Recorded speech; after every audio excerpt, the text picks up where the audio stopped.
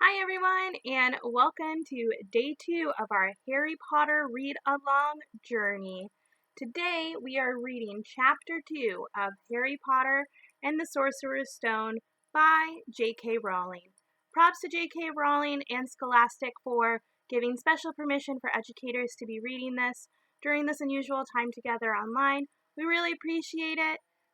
Harry Potter is such a good book to read when times get tough. So chapter 2 is The Vanishing Glass. And that's the chapter art.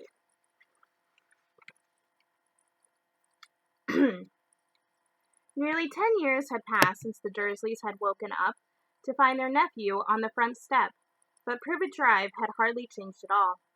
The sun rose on the same tidy front gardens and lit up the brass number 4 on the Dursleys' front door. It crept into their living room, which was almost exactly the same as it had been on the night when Mr. Dursley had seen that fateful news report about the owls. Only the photographs on the mantelpiece really showed how much time had passed. 10 years ago, there had been lots of pictures of what looked like a large pink beach ball wearing different colored bonnets, but Dudley Dursley was no longer a baby, and now the photograph showed a large blond boy riding his first bicycle on a carousel at the fair, playing a computer game with his father, being hugged and kissed by his mother. The room held no sign at all that another boy lived in the house, too. Yet Harry Potter was still there, asleep at the moment, but not for long. His Aunt Petunia was awake, and it was her shrill voice that made the first noise of the day. "Up! Get up! Now!" Harry woke with a start. His aunt rapped on the door again. "Up!" she screeched. Harry heard her walking towards the kitchen, and then the sound of the frying pan being put on the stove. He rolled onto his back and tried to remember the dream he had been having. It had been a good one. There had been a flying motorcycle in it. He had a funny feeling he'd had the same dream before. His aunt was back outside the door. "Are you up yet?" she demanded. "Nearly," said Harry. "Well, get a move on. I want you to look after the bacon, and don't you dare let it burn. I want everything perfect on Dudley's birthday." Harry groaned. "What did you say?" his aunt snapped through the door. Nothing. Dudley's birthday. How could he have forgotten? Harry got slowly out of bed and started looking for socks. He found a pair under his bed and, after pulling a spider off of one of them, put them on. Harry was used to spiders because the cupboard under the stairs was full of them, and that was where he slept. When he was dressed, he went down the hall into the kitchen. The table was almost hidden beneath all Dudley's birthday presents. It looked as though Dudley had gotten a new computer he wanted, not to mention the second television and the racing bike. Exactly why Dudley wanted a racing bike was a mystery to Harry, as Dudley was very fat and hated exercise. Unless, of course, it involved punching somebody. Dudley's favorite punching bag was Harry, but he couldn't often catch him. Harry didn't look it, but he was very fast. Perhaps it had something to do with living in the dark cupboard, but Harry had always been small and skinny for his age. He looked even smaller and skinnier than he really was because all he had to wear were old clothes of Dudley's, and Dudley was about 4 times bigger than he was. Harry had a thin face, knobby knees, black hair, and bright green eyes. He wore round glasses held together with a lot of Scotch tape because of all the time Dudley had punched him on the nose. The only thing Harry liked about his own appearance was a very thin scar on his forehead that was shaped like a bolt of lightning. He had had it as long as he could remember, and the first question he could ever remember asking Aunt Petunia was how he had gotten it. "In the car crash when your parents died," she had said, "and don't ask questions." Don't ask questions. That was the first rule for a quiet life with the Dursleys. Uncle Vernon entered the kitchen as Harry was turning over the bacon. "Comb your hair," he barked, by way of a morning greeting. About once a week, Uncle Vernon looked over the top of his newspaper and shouted that Harry needed a haircut. Harry must have had more haircuts than the rest of the boys in his class put together, but it made no difference. His hair simply grew that way, all over the place. Harry was frying eggs by the time Dudley arrived in the kitchen with his mother. Dudley looked a lot like Uncle Vernon. He had a large pink face, not much neck, small watery blue eyes, and thick blonde hair that lay smoothly on his thick fat head. Aunt Petunia often said that Dudley looked like a baby angel. Harry often said that Dudley looked like a pig in a wig. Harry put the plates of eggs and bacon on the table, which was difficult as there wasn't much room. Dudley, meanwhile, was counting his presents. His face fell. 36, he said, looking up at his mother and father. That's 2 less than last year. Darling, you haven't counted Auntie Marge's present. See, it's here under the big one from Mommy and Daddy. All right, 37, said Dudley, going red in the face. Harry, who could see a huge Dudley tantrum coming on, began wolfing down his bacon as fast as possible, in case Dudley turned the table over. Aunt Petunia obviously scented danger too, because she said quickly, "And we'll buy you another 2 presents while we're out today. How's that, Pumpkin? 2 more presents. Is that all right?" Dudley thought for a moment. It looked like hard work. Finally, he said slowly, "So I'll have 39, sweetums," said Aunt Petunia. "Oh." Dudley sat down heavily and grabbed the nearest parcel. "All right, then." Uncle Vernon chuckled. "Little Tyke wants his money's worth, just like his father. Attaboy, Dudley." He ruffled Dudley's hair.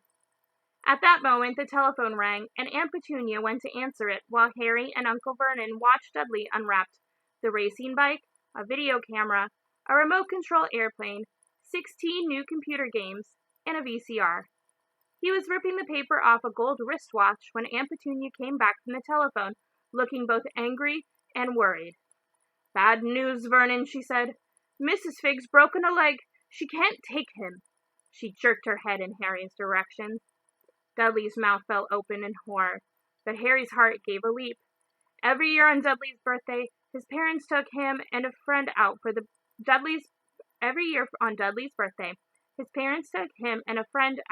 day, to adventure parks, hamburger restaurants, or the movies. Every year, Harry was left behind with Mrs. Fig, a mad old lady who lived 2 streets away. Harry hated it there. The whole house smelled of cabbage, and Mrs. Fig made him look at photographs of all the cats she'd ever owned. "Now what?"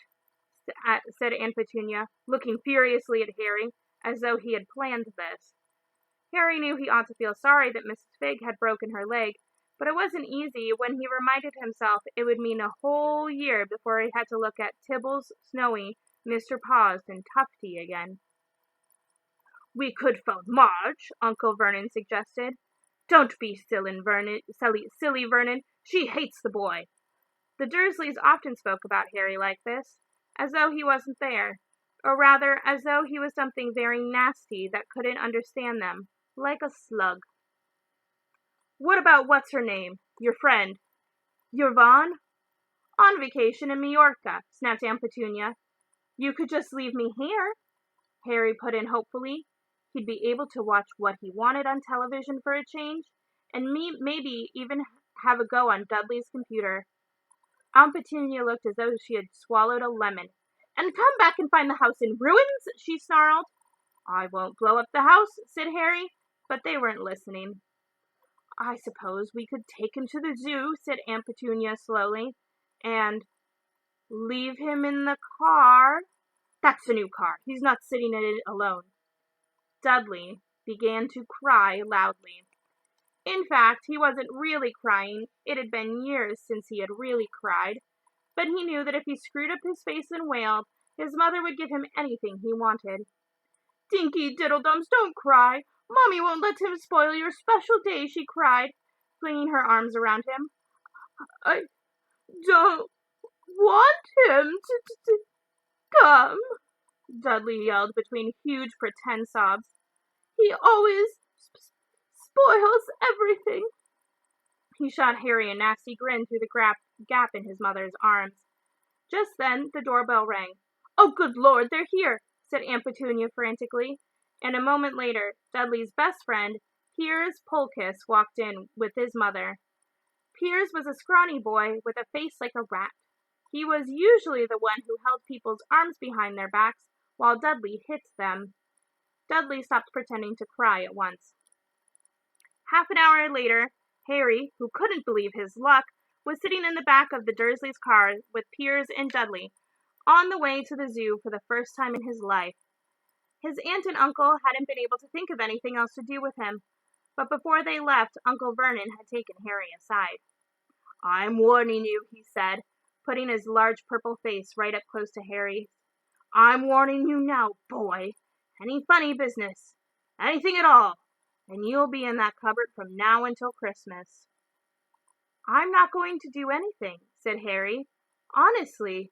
But Uncle Vernon didn't believe him. No one ever did. The problem was, strange things often happened around Harry, and it was just no good telling the Dursleys he didn't make them happen.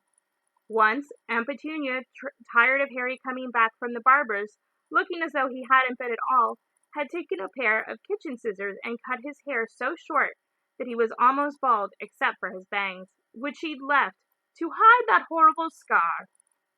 Dudley had laughed himself silly at Harry, who spent a sleepless night imagining school the next day, where he was already laughed at for his baggy clothes and taped glasses. Next morning, however, he had gone up to find his hair exactly as it had been before. Aunt Petunia had sheared it off. He had been given a week in his cupboard for this, even though he had tried to explain that he couldn't explain how it had grown back so quickly. Another time, Aunt Petunia had been trying to force him into a revolting old sweater of Dudley's, brown with orange puffballs. The harder she tried to pull it over his head, the smaller it seemed to become, until finally it might have fitted a hand puppet, but certainly wouldn't fit Harry. Aunt Petunia had decided it must have shrunk in the wash, and, to his great relief, Harry wasn't punished. On the other hand, he had gotten into terrible trouble for being fond of the roof of the school kitchens. Dudley's gang had been chasing him as usual, when, as much to Harry's surprise as anyone else's, there he was, sitting on the chimney. The Dursleys had received a very angry letter from Harry's headmistress, telling them Harry had been climbing school buildings. But all he tried to do, as he shouted at Uncle Vernon through the locked door of his cupboard, was to jump behind the big trash cans outside the kitchen doors. Harry supposed that the wind must have caught him in mid-jump. But today, nothing was going to go wrong.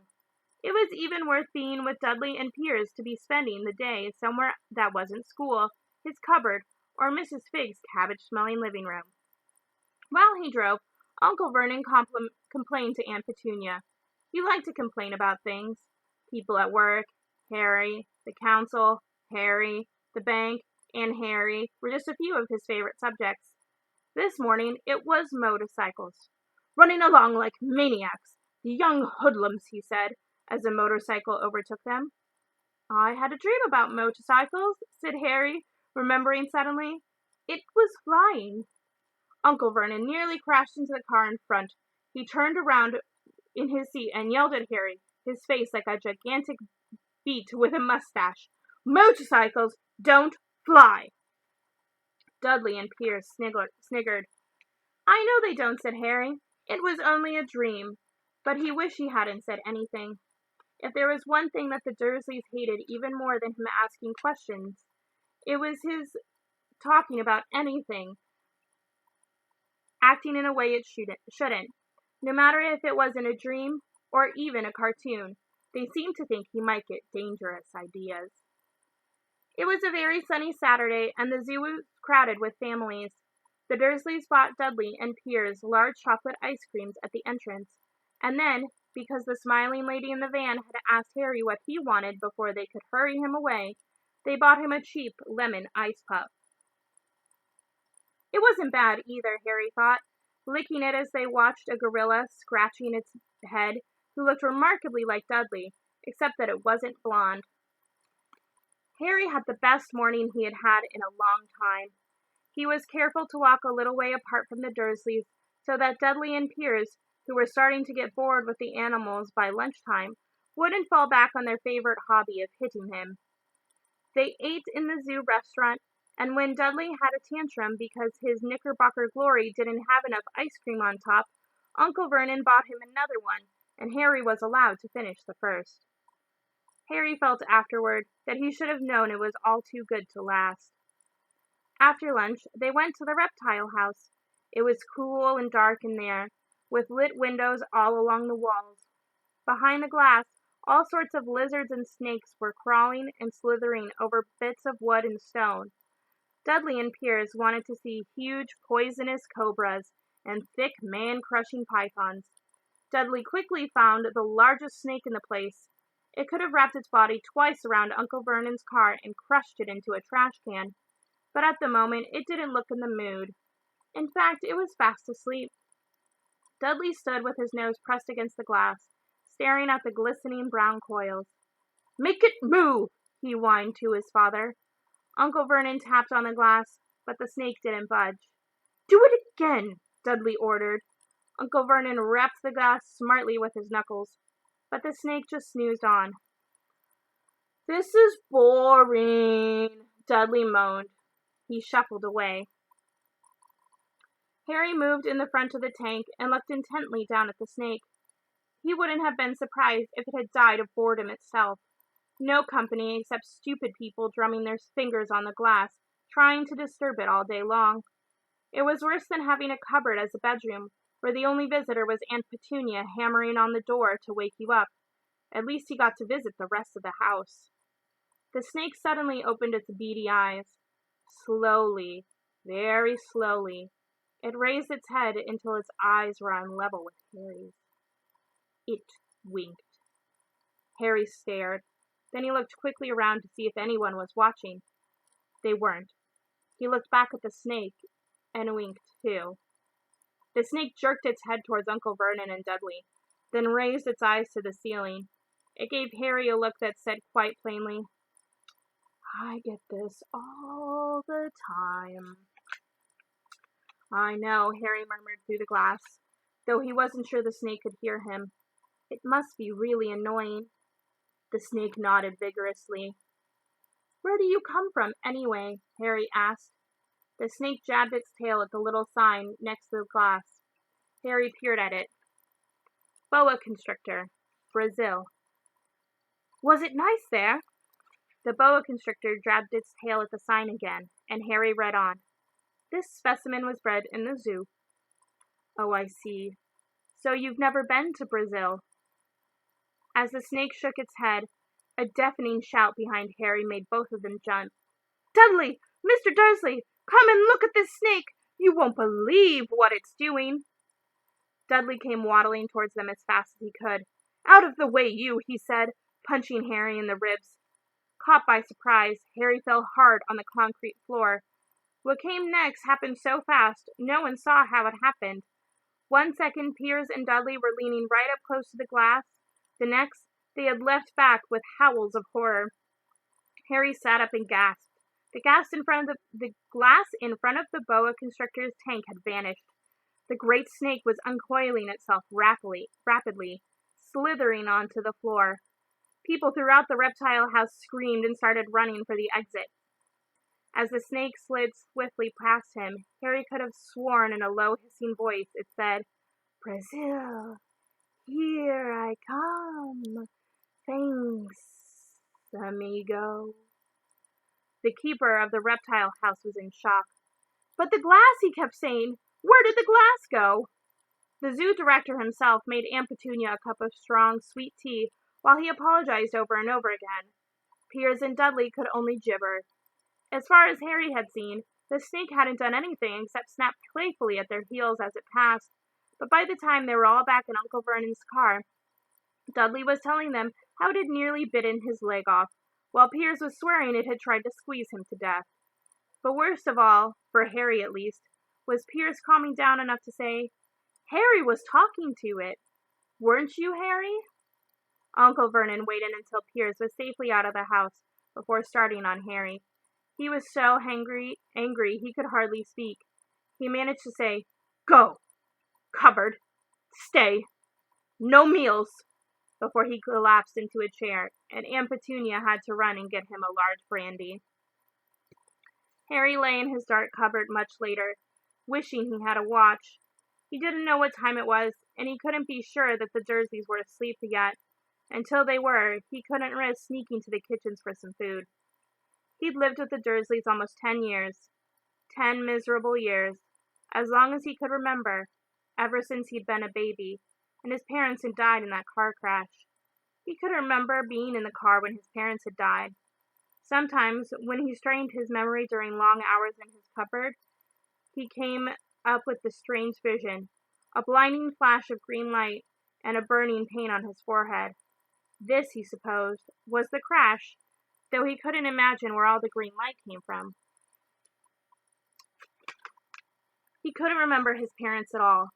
His aunt and uncle never spoke about them, and of course he was forbidden to ask questions. There were no photographs of them in the house.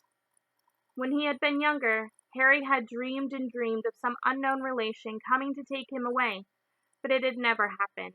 The Dursleys were his only family. Yet sometimes he thought, or maybe hoped, that strangers in the street seemed to know him. Very strange strangers they were, too. A tiny man in a violet top hat had bowed to him once while out shopping with Aunt Petunia and Dudley. After asking Harry furiously if he knew the man, Aunt Petunia had rushed them out of the shop without buying anything. A wild-looking old woman dressed in all green had waved merrily at him on the bus. A bald man in a very long purple coat had actually shaken his hand in the street the other day and then walked off without a word. The weirdest thing about all these people was the way they seemed to vanish the second Harry tried to get a closer look. At school, Harry had no one. Everyone knew that Dudley's gang hated that old Harry Potter in his baggy old clothes and broken glasses, and nobody liked to disagree with Dudley's gang. All right, everyone. That was Chapter 2 of Harry Potter and the Sorcerer's Stone. Tomorrow we'll be reading Chapter 3, which is... Oh, I just turned it. I believe the letters from no one. So I hope you enjoy it. I'm really excited to continue this journey with you. Have an excellent rest of your weekend, and I'll see you tomorrow. Bye, friends.